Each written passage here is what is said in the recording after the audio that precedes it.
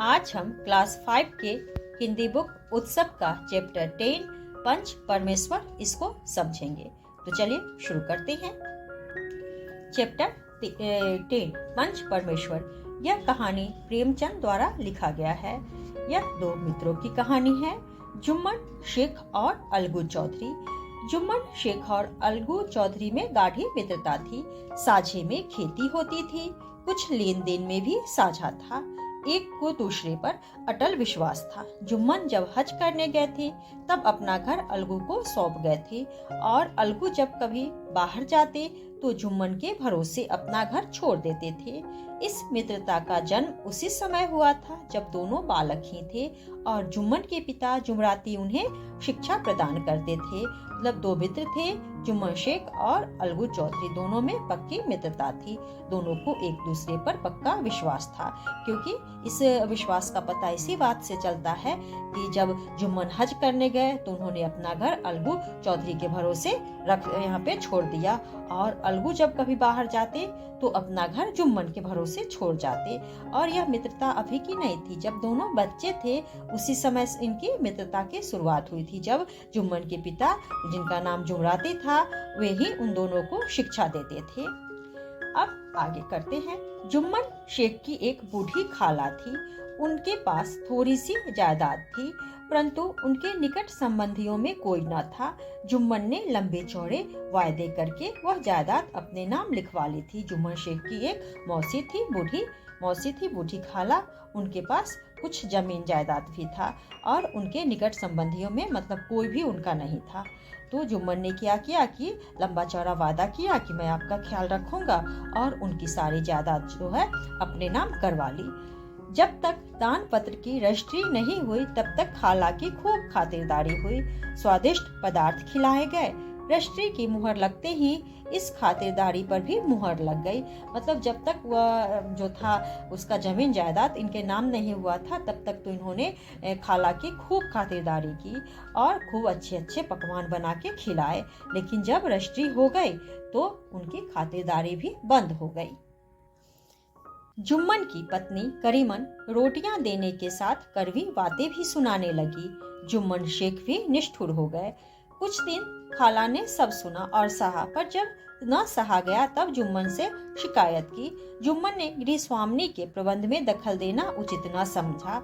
कुछ दिन तक तो और यूं ही रोध होकर काम चला।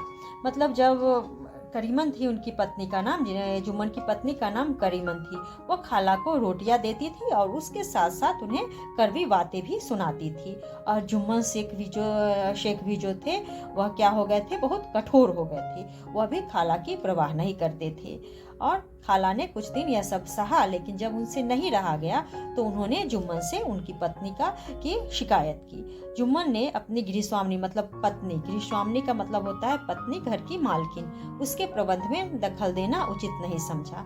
कुछ दिन तक तो खाला ने यूं ही रोध होकर अपना गुजारा चला लिया। अंत में एक दिन खाला ने कहा, बेटा तुम्हारे साथ मेरा निवाह न होगा, तुम मुझे रुपये दे दिया करो, मैं अलग पका खा लूंगी। अब अंत में खाला एक दिन कहती है कि अब तुम्हारे साथ मेरा रहना सही नहीं है, मेरा गुजारा नहीं होगा। तुम ऐसा करना कि कुछ रुपया मुझे दे देना, मैं अलग ही अपना खाना बना लूंगी, खा लूंगी। जुम्मन ने धृष्टता के साथ उत्तर दिया, रुपये क्या यहाँ फलते हैं? खाला बिगड़ गई। उन्होंने पंचायत करने की धमकी दी। जुम्मन बोले, हाँ जरूर पंचायत कर लो, फैसला हो जाए। मुझे भी रात दिन की यह खटपट पसंद नहीं है। अब जुम्मन जो है सो बड़ी ही निर्लजता के साथ उत्तर देते हैं कि रुपये क्या यहाँ पेट पे फलते हैं जो मैं तुम्हें दे दूं? तो उनकी यह बात सुन के खाला जो है वह बिगड़ जाती है और उनको पंचायत करने की धमकी देती है। तो जुम्मन बोलते हैं कि हाँ जरूर करो पंचायत, अब फैसला हो ही जाए। मुझे भी यह रात दिन का लड़ाई झगड़ा पसंद नहीं है। अब एक दिन संध्या के समय एक पेड़ के नीचे पंचायत बैठी। जुम्मन शेख ने पहले से ही सारा प्रबंध कर रखा था। पंच लोग बैठ गए तो बूढ़ी खाला ने उनसे विनती की, पंचो आज 3 साल हुए मैंने अपनी सारी जायदाद अपने भांजे जुम्मन के नाम लिख दी थी। जुम्मन ने रोटी कपड़ा देना कबूल किया था। साल भर तो मैंने रोध होकर इसके साथ काटा, पर अब सहा नहीं जाता है। मुझे ना पेट भर रोटी मिलती है और ना तन पर कपड़ा। मैं बेसहारा हूँ, तुम लोग जो राह निकाल दो उसी राह चलूं। मैं पंचों की बात सिर माथे चढ़ाऊंगी। अब एक दिन शाम के समय क्या है कि पेड़ के नीचे पंचायत बैठती है, तो जिसका प्रबंध जुम्मन शेख पहले से ही करके रखते हैं। अब पंच लोग जब बैठ गए तो बूढ़ी खाला जो है उनसे प्रार्थना करती है कि आज 3 साल हो गए, मैंने अपनी सारी जायदाद अपने भांजे जुम्मन के नाम कर दी है। जुम्मन ने मुझे वादा किया था कि मैं रोटी कपड़ा दूंगा, लेकिन और यह मुझे कुछ देता नहीं है। मैंने रो धोकर इसके साथ इतना दिन बिता लिया, अब मुझे बर्दाश्त नहीं होता है। न मुझे भरपेट रोटी मिलती है और न कपड़ा मिलता है। मैं बेसहारा हूँ। अब आप ही लोग जो राह निकालिए, जो भी फैसला कीजिए, मुझे मंजूर होगा। मैं आप लोगों के बातों को सिर माथे पर चढ़ाऊंगी। अब सरपंच किसे बनाया जाए, इस प्रश्न पर जुम्मन शेख और खाला जान में कुछ कहा सुनी हो गई। अंत में खाला बोली, बेटा, पंच ना किसी के दोस्त होते हैं और ना किसी के दुश्मन। तुम्हारा किसी पर विश्वास न हो तो जाने दो। अब जो है सरपंच बनाने के बाद में भी दोनों पर झगड़ा हो जाता है कि अब सरपंच किसे बनाया जाए। तो इस पर खाला बोलती है कि बेटा, पंच तो किसी के दोस्त और दुश्मन नहीं होते हैं, वो तो सबके लिए बराबर होते हैं। अगर तुम्हें किसी और पे विश्वास नहीं होता है तो रहने दो, मैं अलगू चौधरी को ही सरपंच मान लेती हूँ।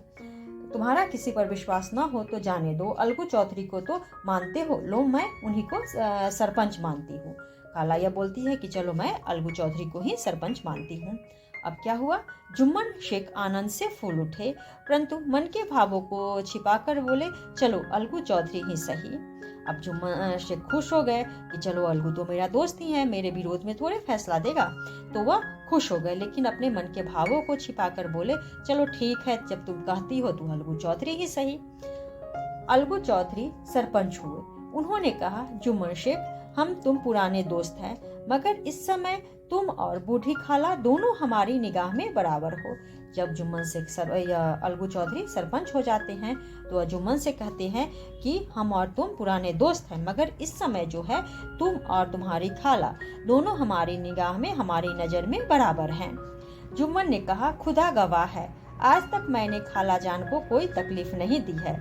अलगू चौधरी ने जुम्मन से जिरह शुरू की। जुम्मन चकित थे कि अलगू को क्या हो गया है, अब तो यह मेरे साथ बैठे हैं। मतलब जुम्मन बोलता है कि भगवान इसका गवाह है कि मैंने खाला जान को कुछ तकलीफ नहीं दी है।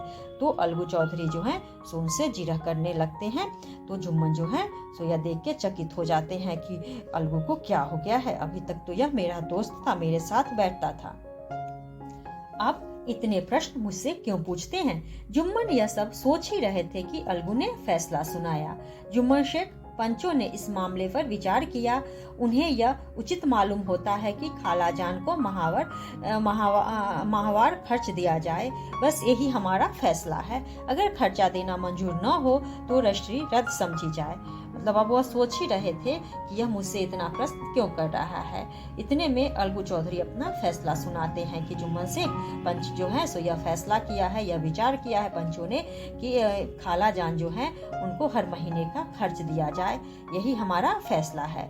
अगर तुम्हें खर्चा देना मंजूर है तो ठीक है, नहीं तो यह जो जायदाद की रजिस्ट्री हुई है उसे रद्द समझी जाएगी, अब वह तुम्हारे नाम नहीं रहेगा। फैसला सुनते ही जुम्मन सन्नाटे में आ गए। अलगू के फैसले की सभी लोग प्रशंसा कर रहे थे, पर इस फैसले ने अलगू और जुम्मन की दोस्ती की जड़ हिला दी।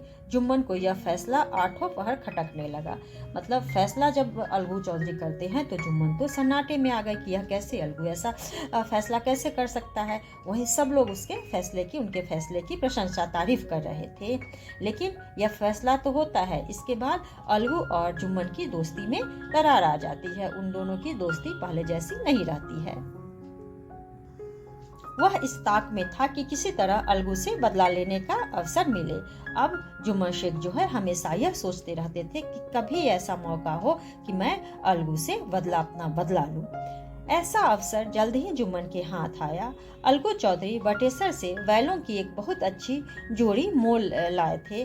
दैव योग से जुम्मन की पंचायत की 1 महीने बाद इस जोड़ी का एक बैल मर गया। अब अकेला बैल किस काम का। गांव में समझू साहू थे।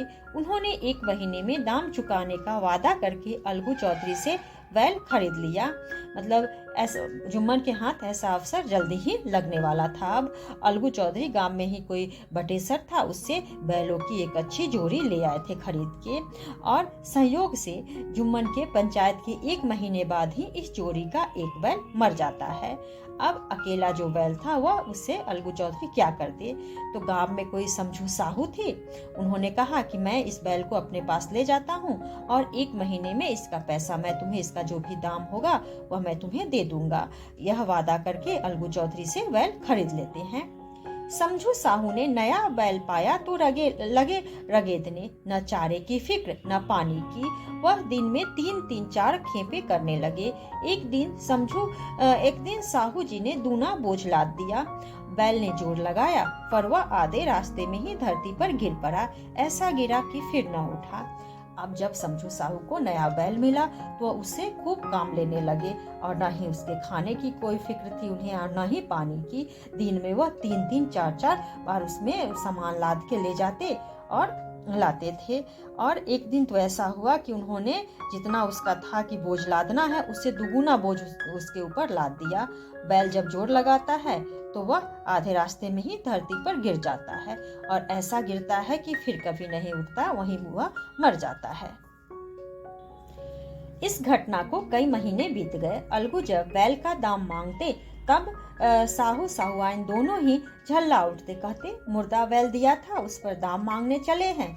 इसी तरह कई बार झगड़े हुए पर साहू जी ने बैल का दाम न चुकाया। लोगों ने साहू जी को समझाया, भाई पंचायत कर लो, जो कुछ तय हो जाए उसे स्वीकार कर लो। साहू जी राजी हो गए तथा अलगू ने भी हामी भर दी। उसी वृक्ष के नीचे पंचायत शुरू हुई। रामधन ने कहा, चौधरी बोलो किसको पंच मानते हो। अलगू ने कहा, समझो साहू ही चुन ले। अब जब भी वह बैल का दाम मांगने जाते तो दोनों पति पत्नी जो है इनसे लड़ने लगते कि एक तो मरा हुआ बैल दिया था और ऊपर से आप पैसा मांगने आते हो, और इस तरह उसका दाम नहीं चुकाते थे। इस पर कितनी बार झगड़ा हुई उनमें। तो लोगों ने समझाया कि ये झगड़ा करने से तो अच्छा है कि तुम लोग पंचायत कर लो और पंच जो भी फैसला करेंगे उसे मंजूर कर लेना। और तो फिर दोनों राजी हो गए और उसी वृक्ष के नीचे पंचायत शुरू हुई जहाँ जुम्मन की खाला ने पंचायत शुरू की थी। तो वहाँ कोई रामधन थे, उन्होंने कहा कि चौधरी बोलो किसको पंच मानते हो। तो अलगू चौधरी बोलते हैं कि समझू साहू ही चुन ले। अब समझू खड़े हुए और करक कर बोले, मेरी ओर से जुम्मन शेख। जुम्मन का नाम सुनते ही अलगू का कलेजा धक धक करने लगा। फिर भी उन्होंने कहा, ठीक है, मुझे स्वीकार है। अब समझू साहू को पता था कि जुम्मन शेख जो है सो अलगू से बदला लेना चाहती हैं, तो इसीलिए वह खड़े हो गए और बोले कि मेरी ओर से पंच रहेंगे जुम्मन शेख। अब जब अलगू चौधरी ने जुम्मन शेख का नाम सुना तो वह तो घबरा गए। फिर भी उन्होंने कहा, ठीक है, मुझे स्वीकार है। सरपंच का आसन ग्रहण करते हुए जुम्मन में अपनी जिम्मेदारी का भाव पैदा हुआ। उन्होंने सोचा, इस समय न्याय के सर्वोच्च आसन पर बैठा हूँ, सत्य से जौ भर भी टलना मेरे लिए उचित नहीं है। अब जब जुम्मन जो है सरपंच का आसन ग्रहण करते हैं तो उनको पता चलता है कि यह जिम्मेदारी कैसी है, कैसी जिम्मेदारी है। उन्होंने जब वह सोचते हैं कि इस समय मैं सबसे ऊंचे आसन, न्याय के सबसे ऊंचे आसन पर बैठा हूँ और मैं जो भी फैसला करूंगा वह सही ही होना चाहिए, क्योंकि सत्य से मैं कभी थोड़ा सा भी पीछे नहीं हट सकता हूँ। पंचों ने दोनों से सवाल जवाब शुरू किया। बहुत देर तक दोनों अपने अपने पक्ष का समर्थन करते रहे। अंत में जुम्मन ने फैसला सुनाया, अलगू चौधरी और समझू साहू, पंचों ने तुम्हारे मामले में अच्छी तरह विचार किया। समझू को उचित है कि बैल का पूरा दाम दे। जिस समय उन्होंने बैल लिया था उस समय उसे कोई बीमारी न थी। बैल की मृत्यु केवल इस कारण से हुई कि उससे बहुत कठिन परिश्रम लिया गया और उसके दाने चारे का प्रबंध नहीं किया गया। अब दोनों पक्ष का सवाल जवाब सुनने के बाद अंत में जुम्मन शेख जो है सो फैसला सुनाते हैं कि तुम लोग पंचों ने तुम्हारे मामले में यह विचार किया है कि समझू साहू जो है बैल का पूरा दाम दे, उन्हें पूरा दाम देना चाहिए, क्योंकि जिस समय उन्होंने वह बैल लिया था उस समय उसे कोई भी बीमारी नहीं थी और उसकी मृत्यु केवल इस कारण हुई कि उसे सही से चारा नहीं, खाना पीना नहीं, पानी नहीं दिया गया और उससे बहुत ज्यादा परिश्रम करवाया गया, मेहनत करवाया गया। तो यह सुनते ही अलगू चौधरी फूले न समाये, उठ खड़े हुए और जोर से बोले, पंच परमेश्वर की जय। साथ ही सभी लोगों ने दोहराया, पंच परमेश्वर की जय। थोड़ी देर बाद जुम्मन अलगू के पास आए और उनके गले से लिपट गए। अलगू रोने लगे। इससे दोनों के दिलों का मैल धुल गया। मित्रता की मुरझाई हुई लता फिर हरी हो गई। अब जब यह सब सुनाते हैं, फैसला सुनाते हैं पंच, तो उस समय अलगू चौधरी बोलते हैं और खुशी से बोलते हैं, उठते हैं, पंच परमेश्वर की जय। उनके साथ सभी पंच परमेश्वर की जय का नारा लगाते हैं। इसके बाद जुम्मन अलगू के पास आते हैं और उनके गले लग जाते हैं। दोनों अलगू रोने लगते हैं और इस तरीके से उनकी जो खोई हुई मित्रता थी वह फिर से हरी हो गई। तो इस कहानी से यह पता चलता है कि जो व्यक्ति न्याय के सिंहासन पर बैठा होता है वह भगवान के समान होता है और अपने विवेक तथा बुद्धि से सही गलत का निर्णय कर निष्पक्ष न्याय देता है। इस आसन पर विराजमान प्रत्येक व्यक्ति की दृष्टि में सभी समान होते हैं। तो आज के लिए इतना ही। अगले वीडियो में हम इसका क्वेश्चन आंसर और एक्सरसाइज करेंगे। अगर आप लोगों को यह वीडियो पसंद आए तो वीडियो को लाइक करें और चैनल को सब्सक्राइब करें।